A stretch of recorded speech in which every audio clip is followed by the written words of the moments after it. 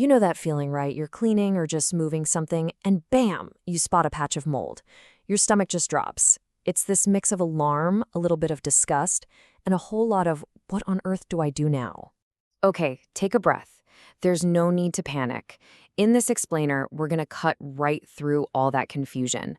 I'm going to walk you through a really clear, simple framework, all based on expert advice that'll turn that anxiety into a confident, informed decision. So, first things first, the single most important factor you need to consider is size. Yep, how big is the patch of mold? This one little detail is going to be your main guide for everything that comes next.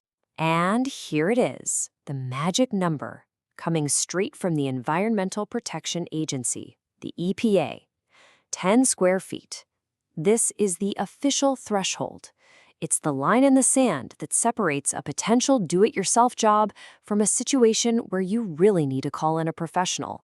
But, what does 10 square feet actually look like? Well, picture a square that's about 3 feet by 3 feet. Think about the size of the front of your dishwasher, or maybe a small bathroom rug.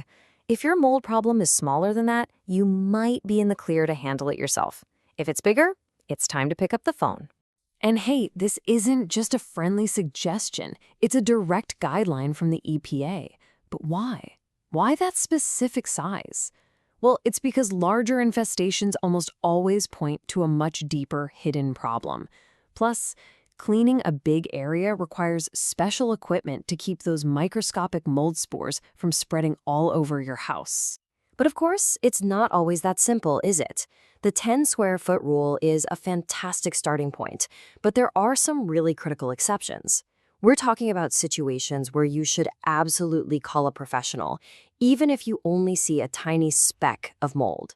So, we're going to break down these 3 huge warning signs. Seriously, think of these as bright red flags. If you're dealing with any one of these, the problem is almost certainly way more complex than what you can see on the surface. Let's start with that smell. You know the one, that musty, damp odor. It's the classic sign of hidden mold. After any kind of water event, even a tiny leak under the sink, it's shocking how fast a problem can start. Within just 48 hours, mold can take hold behind your walls or under your floorboards, and you might not smell a thing for weeks. Okay, now let's talk about what is, without a doubt, the most important factor of all, your health. Are you, or is anyone in your family, dealing with persistent symptoms that you just can't figure out? These are the health red flags you absolutely cannot ignore.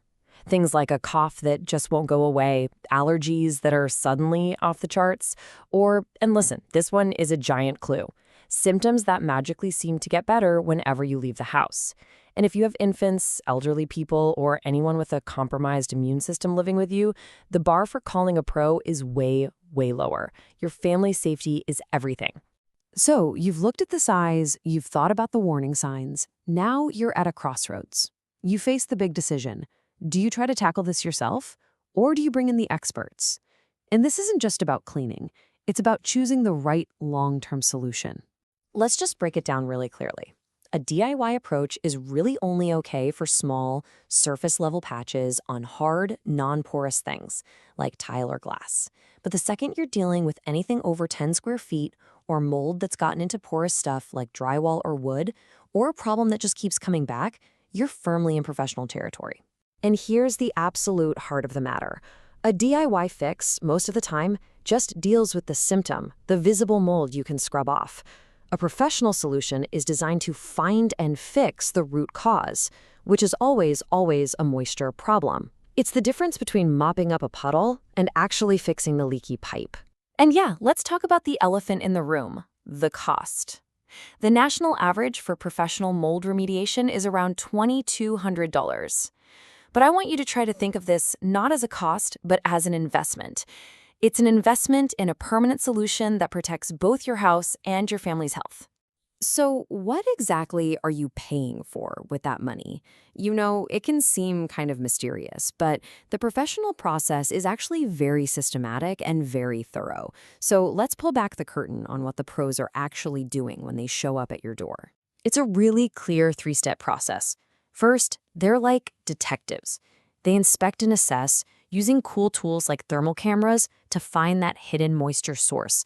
Second, they contain the area, they seal it all off so spores can't escape, and then they safely remove all the contaminated material.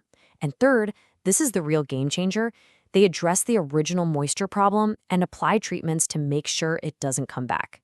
All right, we've gone from that initial moment of panic all the way to having a clear plan. That's huge. So now let's end by shifting our whole mindset from being reactive to being proactive. How do you stop this from ever happening again in the first place? This is your new playbook for a mold-free home. And it's pretty simple stuff, really. Control the humidity, get those exhaust fans running in the kitchen and bathroom, fix any leak the second you spot it. And every once in a while, just poke your head into those forgotten spaces, like the basement or the attic. Believe me, an ounce of prevention is worth a pound of cure here. And that's really what this all boils down to, isn't it?